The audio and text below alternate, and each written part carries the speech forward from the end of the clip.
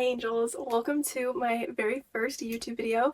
I'm so happy you're here and I'm so happy to be here. I thought with it being the new year, it would be a good idea to just kind of sit down with you guys and talk about what I'm leaving behind in 2025, what we're welcoming into 2026, what my goals are, and how I'll be approaching them. Let's get into it. So this year I will be doing quarterly goals. So basically for 2026, I'm going to be splitting the year up into chunks instead of looking at the year as a whole. And I wasn't expecting to do this. It was kind of sudden, but I don't know. It was just something that I wanted to try. I don't even know what happened, but last year I got extremely lucky. A lot of the stuff that I wanted for the year, a lot of the things on my vision board actually came true. And guys, it was not me. It was not me at all. It was all God. I have no idea how some of the things that I put on my vision board happened. No idea. And to be honest with you, last year, I didn't even really put in the work for a lot of things. Some things I did, but I think last year I struggled with discipline a lot. And I don't know, the Lord still showed up and He made a lot of things happen. So I'm so grateful for that. But going into this year, I wanted to be more consistent. I wanted to have more discipline and not taking things into my own hands and letting God do it. I think last year, if I showed up more, God would have been able to do more, which is just crazy to think about. So yeah, hopefully more happens this year. Really praying for that. But I just thought that full year goals can be really overwhelming for a lot of people because you're basically looking 12 months in advance and a lot can happen in 1 year. So I didn't want to put that pressure on myself, and I am an overthinker.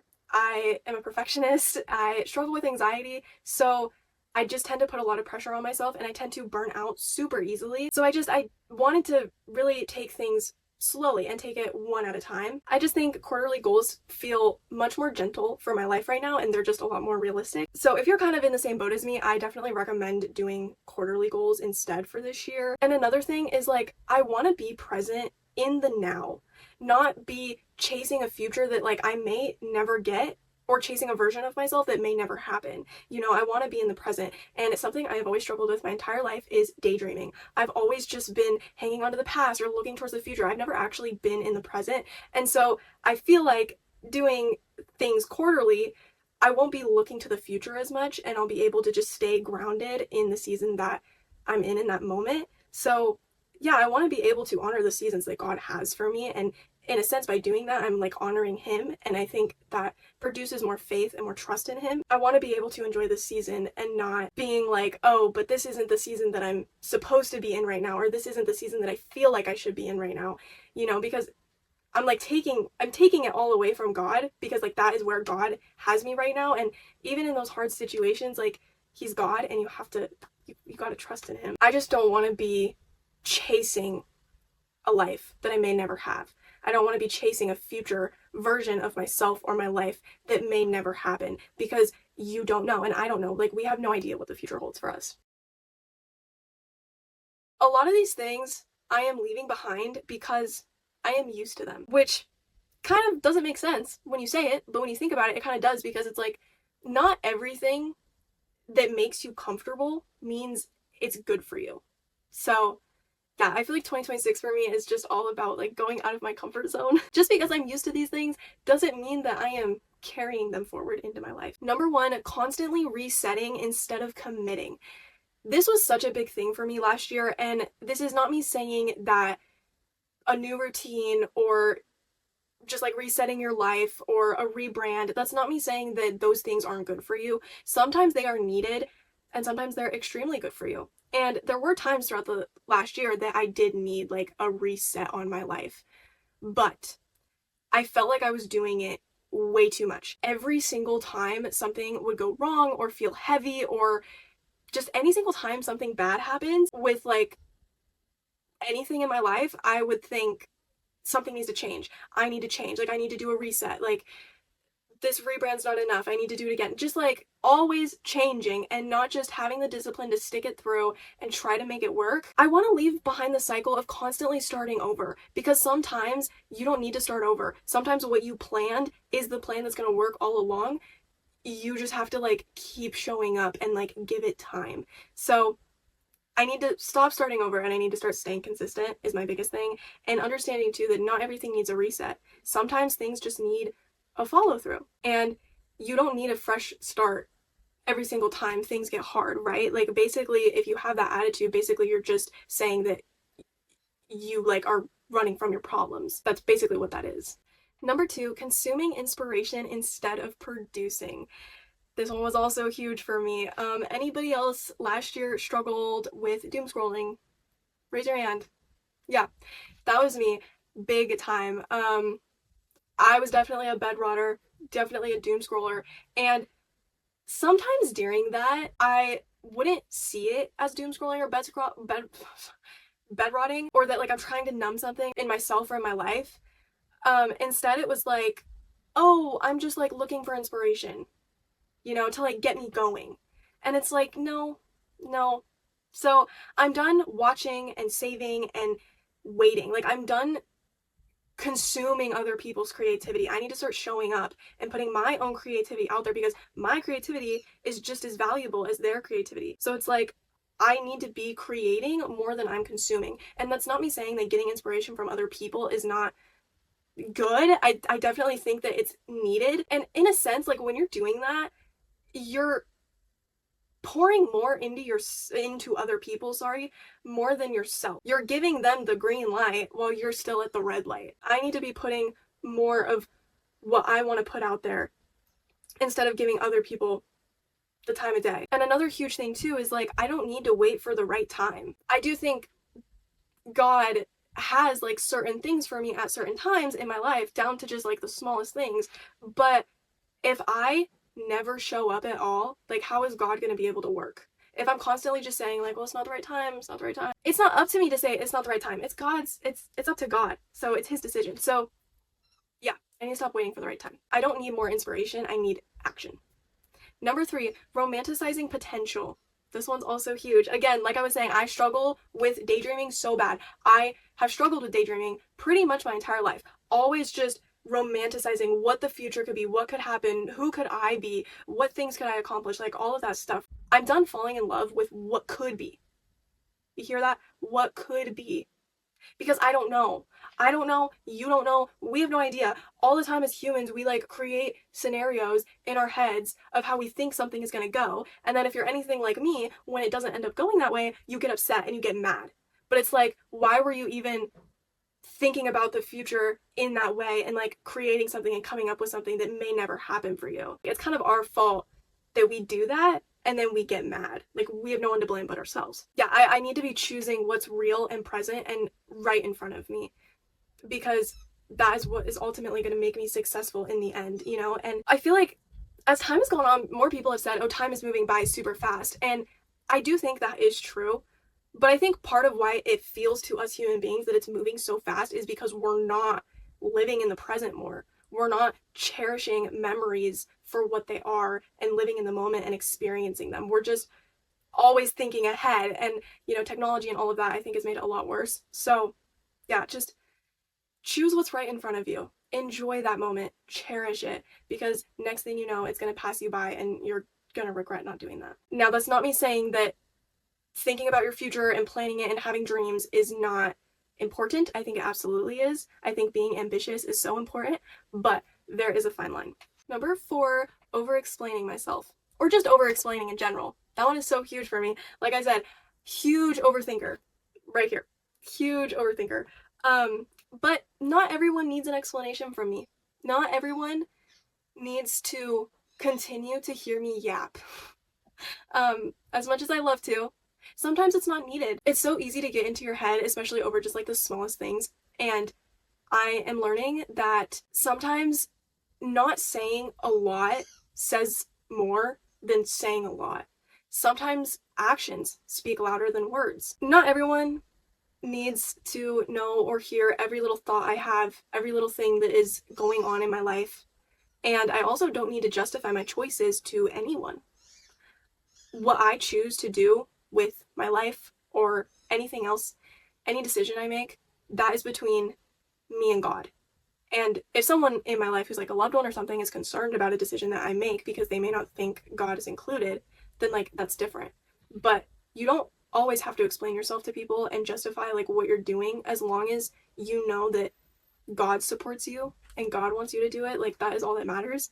And I need to trust myself enough to let my actions speak, right? Like I was saying, actions can speak louder than words sometimes. I need to trust that I don't need to keep talking. You know, I can just sit back and be like, you know what I did was enough. I don't need to keep going. As human beings, I don't think we like to just hear people go on and on and on. Some people do. Sometimes I don't. But I do that to other people. So it's kind of like interesting. Number 5, letting emotions run the schedule. This one is also huge. Who else sometimes puts emotion over logic? I do. I think it's so important to learn that, like, feelings are information. They aren't instructions.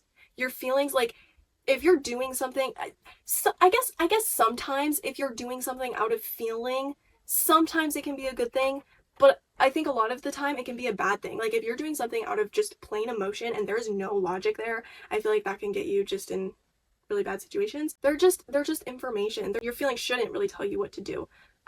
Like I said, because I want to be careful with my words here. Like I said, in some situations, does that work? Yes, but you also need a sense of logic.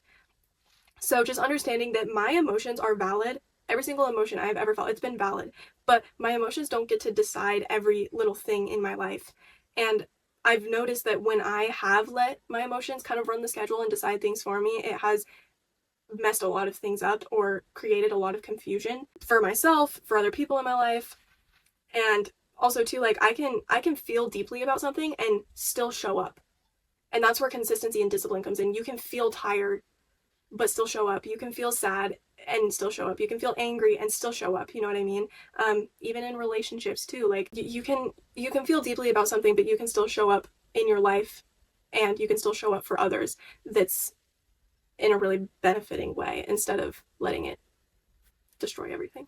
Number 6, soft discipline. Notice how I said soft discipline. Ultimately, I just need to let go of half commitment. Like, if I commit to something, I gotta go for it.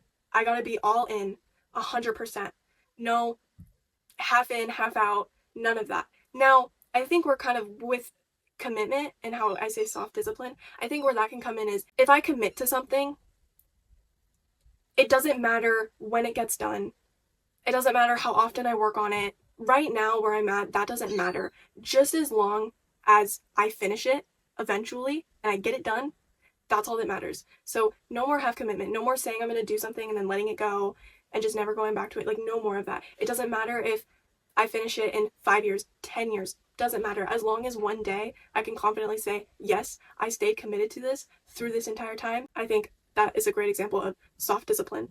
And with soft discipline, I want gentle structure and not pressure. Because I think sometimes when we think about discipline, it's like pressure. And sometimes when you're in like that discipline type of mindset, you do put pressure on yourself, and sometimes it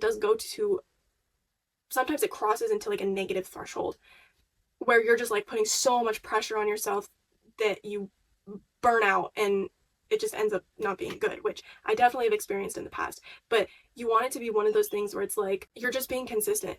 You're just showing up in any little way that you can, and just showing up at all is better than not showing up at all. Just doing a little is better than doing a lot, right? And I think that's where we've kind of lost the plot in terms of like hustle culture and boss babes and just like going, because there's no gentle structure, there's no time for rest. Like, you should rest. Rest is so important. You're never going to be successful if you're not resting. But you don't want to be resting to the point where you're numbing yourself. What I'm learning is knowing my boundaries. And what I've also learned with the Lord is that, like, so far in the year, there's been a lot of times where I have been so stressed and just going. Like, adrenaline's pumping in my body. There's no break and I'm just going. But how I know it's meant to be and it's good for me is if I have peace about it. And I feel so confident in it. But if and I would say that's good stress, right? But how you know it's bad stress is if you are just spiraling out of control, freaking out, you feel burnout. That's how you know it's not good. Grace doesn't mean avoidance. If you are giving yourself grace, that doesn't mean that you should just completely avoid the situation as a whole, right? And it's kind of the same thing with our relationship with God. God gives us grace and shows us grace so much in our walk with the Lord. And that doesn't mean when he gives us grace for something, we just completely avoid that matter and like move on and we're like, oh, okay, like it's fine, it's good, I'm good, we're good, you know? No, he's gonna give you grace, but you still need to kind of fix that thing you're avoiding and work on it and like confront it head on. So it's kind of the same thing. Number 7, I don't need to be seen before I'm ready. This one I love. So many people, when they're on a journey of just growth and healing and success, they think like, oh, I need other people to see what I'm doing. I need other people to see my progress and see my growth and then and my healing journey and all of that. And then once they see that, I'll be ready to do more. No. That's not how it works. You don't need to be seen by other people to become the person that you're meant to become. When you become that, then you can be seen by other people. You need to have time for a quiet season, for a private season. I mean, we really see Jesus in that because, like, this is someone who literally was the savior of the world, the King of Kings, so much power, and he didn't get his moment till he was, what, like 30 years old? Like, all that time, he was this, like, big, powerful, like, amazing person. Like, he was gonna save the world. And no one really knew until he was 30 years old. So you can grow privately and still be confident. You can have quiet seasons and still be confident. You can be in those quiet times and still be worthy of something. And still be important and still have an important calling on your life and still be successful. You don't need to be out there. You don't need to be loud. You don't to prove anything about your life or what you plan on doing, what your dreams are. Like, you don't owe anybody anything. You don't need approval from others to start doing big things. And some of the most successful people in today's world, they started quietly. They started privately. Nobody knew. And then once it finally happened for them and that thing that they were working on took off, everybody was like, whoa. They're like, what's going on? Right? So that I felt like I stopped chasing other people's approval and to actually step into what I wanted to do, I literally blocked so many people on my social media, literally every single person that I knew under the sun. I needed to just be able to grow and do what I wanted to do without all of these eyes on me. And then number 8, guilt for wanting more. This one is also so huge. If you have someone in your life right now telling you that your dreams are too big or you're not gonna accomplish them or you're not gonna make it or you're not gonna get what you want, shut out all that noise right now. Like, we are just throwing all of that away. You do not need that. That is completely negative, completely toxic, and completely not true. I am done feeling guilty for having dreams. It is okay to have dreams. It is okay to want things in this life. It is okay to be successful. It is absolutely okay. Now, does that mean that every little thing that I want for my future is going to happen? No. Does that mean that God is going to grant me all of those things? No. My job is to understand that. My job is to walk into the future and understand, okay, all of the things that I want may not happen, but I trust you, Lord, and I trust that if those things that I want don't happen, that you will have something greater for me, because that is how it works. But don't feel guilty for having dreams. Wanting more doesn't mean you're ungrateful. I want so much more for my life, but that doesn't mean I'm ungrateful for where I'm at right now. I'm extremely grateful for where I'm at right now, because if I didn't have what I have right now, how in the world would I be able to go into my future? Your present makes up your future. So where you are at right now, it may be hard. It may just feel completely broken. You may feel lost. You may feel like you have no idea how you're going to get out of this or what your future is going to hold. But I promise you, these moments that you're in right now, whether you're feeling pain or you're feeling joy, it is important and it is the path to your future. So no matter what anyone tells you, gratitude and ambition can exist together, I promise. To wrap all of that up, the biggest thing I'm leaving behind is I'm leaving behind the version of me that waits. The girl that just always was waiting for the right time. I'm leaving behind the one who waits for confidence, clarity, perfect timing, approval, or motivation. It's never going to be perfect. Nothing is ever going to be perfect. So it's like, what is stopping you? What is stopping me to just show up? Because that perfect time, it's never coming. It's never coming. So you got to just go for it.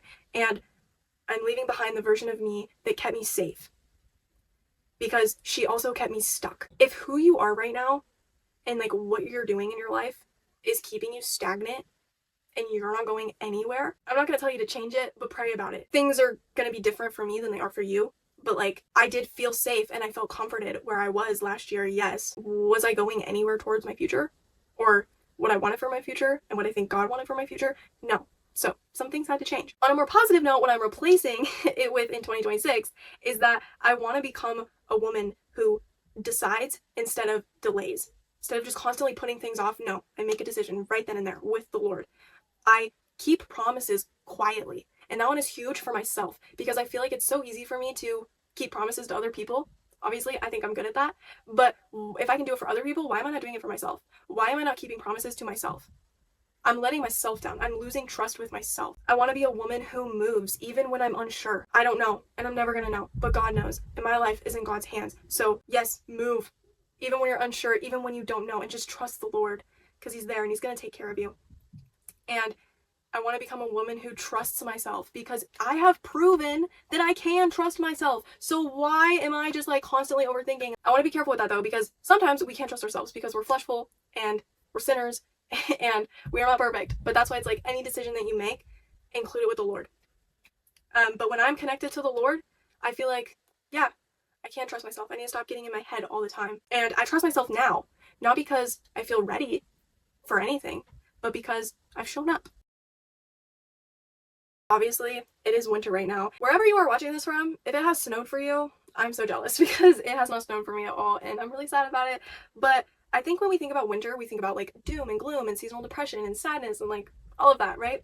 But I don't think of it specifically this season. I don't think of it in a sad way. More like a quiet, grounding, and necessary type of way. This quarter, which is January, February, and March, my word is foundation. And I think that is just so perfect because starting the new year, you should not be just going all in into your goals at 100 speed.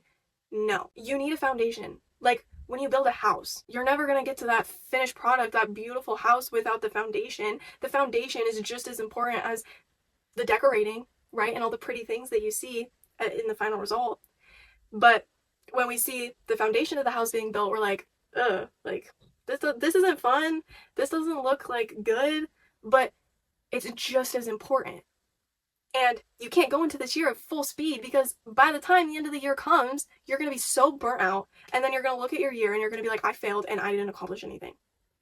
Remember the story of the tortoise and the hare? Think about that. But yeah, so I'm not planning the whole year, right? Like I was saying, just January, February, and March. And this season is about grounding. It's about resting. It's about releasing. It's about getting started gently. And it's about choosing foundation over force. I decided that I would pick like 3 fancy words, I guess, to kind of like describe the quarter. And I hope I pronounce these right. I'm so sorry if I don't. But the first word is apricity, which basically means warmth in winter. Winter is cold. It's cold outside. You gotta bundle up. If you don't bundle up, you could get sick. You could die. And again, like I was saying, when we look at winter, it's dark, it's cold. But I think finding warmth in these cold seasons, finding happiness, feeling that warmth, inviting it in, right? Because you can have it. The second word is sulfuria. I don't know, but that one means quiet confidence. I think if you want to become a confident person, my advice to you is to be quiet. Sit down, be quiet, and analyze. That's not me saying you can't talk, but I think the loudest people are the most insecure. The people who just yap and just are always talking, they're the most insecure. And maybe that's not the case for everybody, but quiet confidence is so beautiful. And when it goes right back to Jesus. Like he didn't carry himself in like a loud, prideful type of way. Absolutely not. When you just carry yourself quietly and only speak when it's needed, I think that is so beautiful. But when you're just like constantly going and constantly just like being loud and being very prideful and just like pushing and going out there and like all this stuff, I don't know. It doesn't show confidence to me. And that's just my opinion.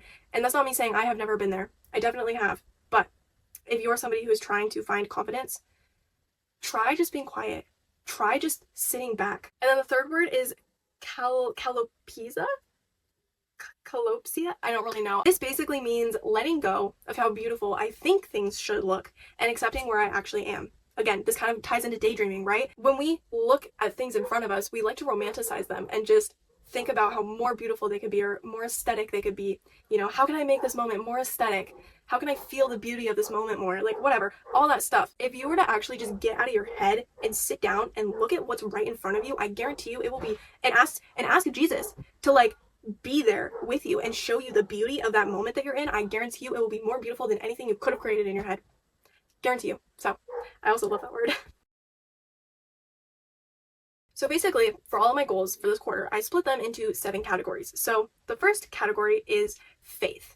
And the theme for faith and just my relationship with God and my walk with Him and all of that is consistency over intensity. I have always struggled throughout my entire walk with God to constantly be making time with Him, constantly be spending time with Him, you know, all of this stuff. And I feel like when you're very new to Christianity, you almost feel like it's a chore, like you have to do it.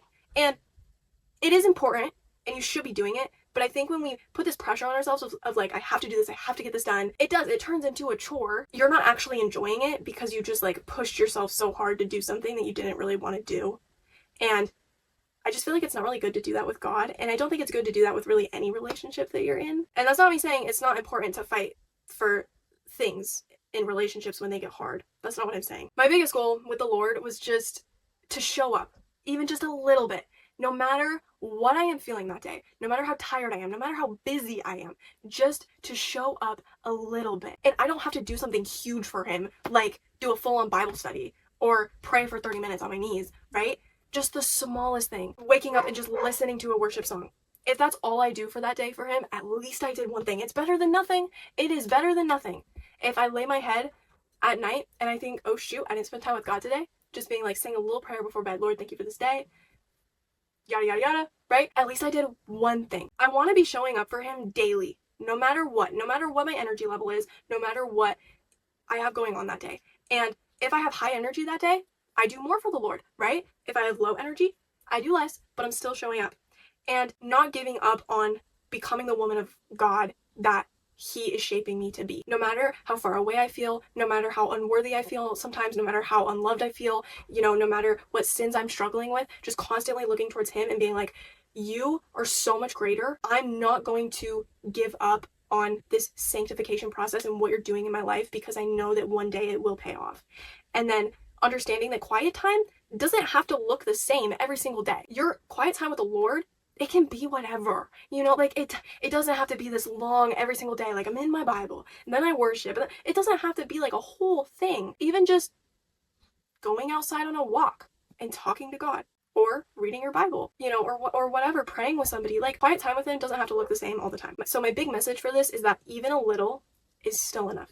Still enough. My next category is health, and the theme for this one is grace, not shame. Who else, when it's come to like working out or just being healthy, you've gone through seasons of like not being the healthiest and you get down on yourself and you get hard on yourself and you're like, my life is over, I don't feel pretty, like I'm gonna be sick, like all this stuff, and you just like get down on yourself. None of that. No shame. We're letting go of that. I want to just release any negativity, any shame on low energy days because I'm going to have low energy days. I'm not going to wake up every single day and be like, yes, like I'm going to be the best version of myself and I'm going to be so healthy today and like all that jazz, right? No. There's going to be days where I'm not going to feel like getting out of bed, and that's okay. That is okay. And another thing is doing one healthy thing is better than trying to do everything at once. And that was something I struggled with a lot last year. I was trying to do every health thing that I wanted to do in one day instead of just focusing on one thing. Now, if I do one healthy thing that day and I still have time and energy to do more, then that's great, do more. But like if I only do one, that's okay. I don't need to be down on myself for that. A huge goal is moving my body 3 to 4 times a week. Anything counts. Notice how I said moving my body. I didn't say do a hard hit workout 3 to 4 times a week. No. It could be walking. It could be stretching. It could be Pilates. It could be a run. It could be a hit workout. It could be dancing. It could be anything. So just doing anything 3 to 4 times a week, and anything counts. Whatever it is, it counts. And something I noticed is instead of being like, oh, I'm going to work out these specific days, just saying 3 to 4 times a week, it's changed my life. Like not putting a specific day on it has really helped. Emotional regulation instead of suppression, huge thing for me. Really sucked at that last year. Yeah, working on just regulating my emotions because suppressing them never works out, always ends up blowing up. And when it does blow up and I finally say it, it doesn't come out how I wanted to say it or how it should have come out. So regulating your emotions really important. And when you're not doing that, and when you're suppressing your emotions, come to find out, that really affects your health, and it affects your nervous system and your cortisol levels and just all of that. Not good things. And then reducing overthinking, getting out of my head, trusting my gut, and just making decisions quickly, not just like staying stuck on them, because that doesn't do anybody good. I think in terms of like health in general, progress for me looks like compassion. Just having compassion for myself and just not being so hard on myself when I miss one day or I don't do a healthy thing. Then I have relationships, and my theme for this was just presence and intention. Overall, just want to be more present with loved ones and just enjoying those memories that I have with them more, because I don't know, I just, whenever I'm like hanging out with people, and I think this is just an ADHD thing, my mind is like almost always somewhere else, and it's really hard for me to concentrate and just stay zoned in that moment. And that makes things kind of sad, because it's like I feel like I wasn't fully there in that moment. Not that I was daydreaming, but my mind just wanders. And then by the time I'm done like having that experience with that person, I'm sad, because it's like, well, I don't feel like I really fully enjoyed that to the extent that I could have, or fully been there, and then it makes me sad. And it's just this whole thing. Being more present with them, and initiating conversation more instead of waiting. So again, I think this is just my anxiety, my overthinking. Because like sometimes it'll be silent with someone and I'll think of something to say, but then I'll overthink what I want to say, and then I just won't end up saying it at all, and then it's just more awkward silence. So it's like, no, if I think of something to say, just say it. I've definitely gotten better at this, but still, sometimes like awkward silence is nice with certain people in my life, and it's not awkward, but if I want to say something, just say it, don't overthink it. And saying that one thing may turn into a whole nother something that could be really meaningful, you know? And then another thing is more patience with family. I feel like this could be a goal for everybody, right? When you have a big family and it's just chaotic a lot of the time, it's really hard to have patience, consistent patience all the time without like losing it sometimes. So that's definitely a goal of mine. And then another one is calling my best friend more. Last year, I just felt like there were so many times where she would be like, hey, can you call, like, you know, whatever. And there were so many times where I would just say, no, I can't, or I'm busy, or, you know, just like say no. And I felt really bad, because when we do call or FaceTime, it's actually really fun, and it ends up just being super meaningful, and I feel like it feeds my spirit and it just makes me laugh. And so I definitely want to do that with her more. In terms of my relationship with my boyfriend, maintaining a calm, secure love through grounding. So I'm not really sure what is gonna happen with me and my boyfriend in these next 3 months.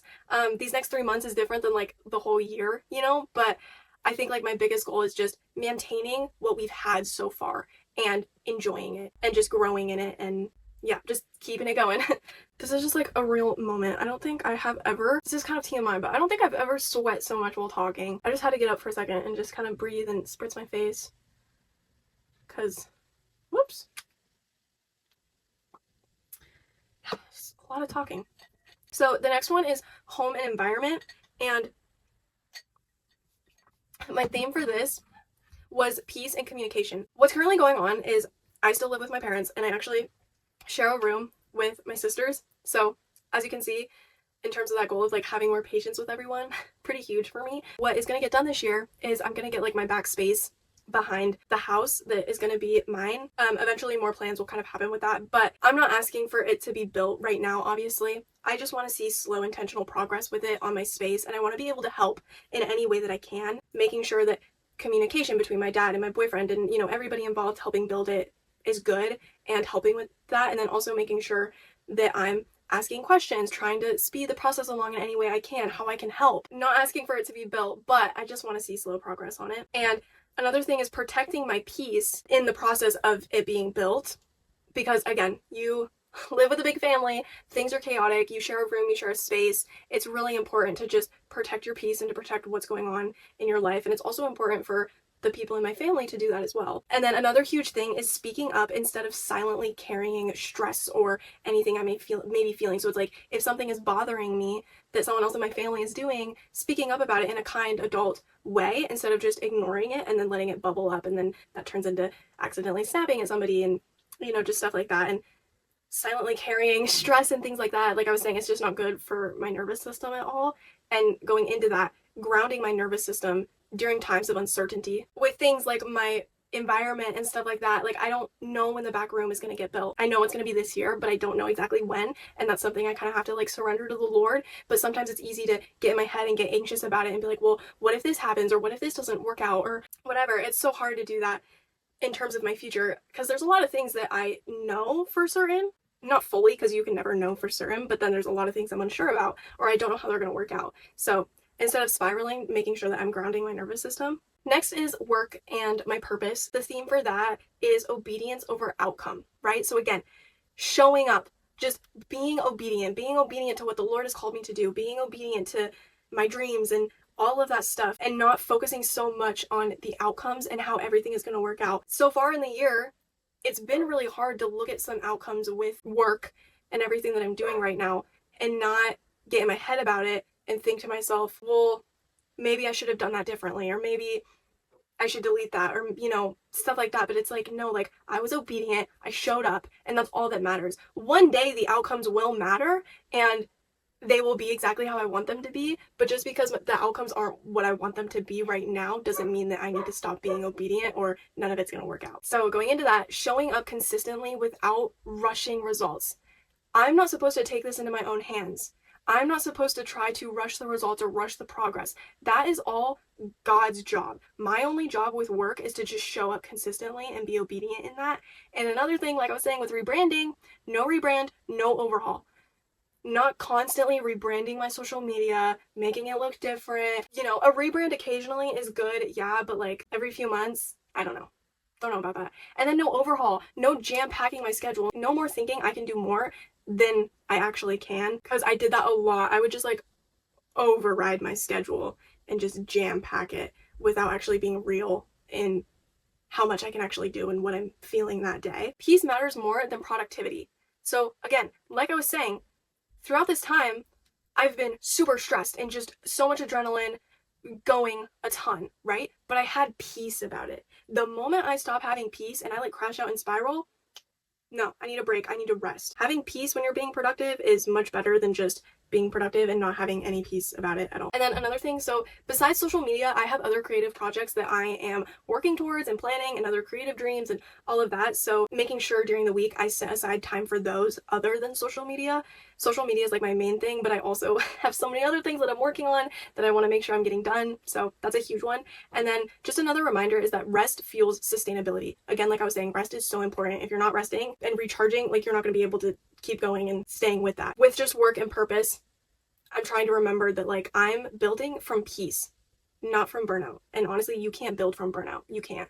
You can only build from peace and consistency and just showing up, even just a little bit. Next is money. And I wasn't thinking about adding this category into like my goals because I don't have any of my own money really. My boyfriend supports me and I'm so grateful for that. It's not my money that I'm earning. I still thought that even though it's not my money, I could think of some goals. My theme around this is awareness and gratitude, which kind of ties into being intentional with money, even though I'm not the main earner. So if I need something, I still need to ask the main earner for money. But instead of just being like, hey, I need this and I need that, like actually sitting down and thinking about it and being intentional with what I'm asking for.